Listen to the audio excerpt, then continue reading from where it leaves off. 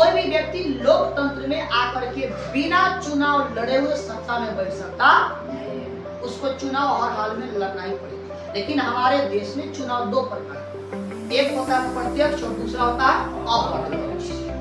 तो प्रत्यक्ष चुनाव वो चुनाव हो जाते हैं ना, जिस चुनाव में ना जो भी हमारे देश की जनता है, जो जिनको मताधिकार प्राप्त है, वो वोट डालते हैं। समझ गए ना? वो प्रत्यक्ष चुनाव क्या हो गया? प्रत्यक्ष चुनाव। अप्रत्यक्ष चुनाव वे होते हैं कि जिस भी प्रतिनिधि को हम लोग जिता करके देते हैं और हमारे द्वारा चुने गए प्रतिनिधि यदि किसी अन्य को चुनाव कर रहा है तो वो अप्रत्यक्ष चुनाव होता है। जैसे हमारे देश में लोकसभा के चुनाव होते हैं, तो लोकसभा के चुनाव में हम लोग संसद को चुनते हैं। किसको चुनते हैं? संसद को। ध्यान रखेंगे। विधानसभा की चुनाव होती है तो विधानसभा में हम लोग विधायक को चुनते हैं। किसको चुनते हैं?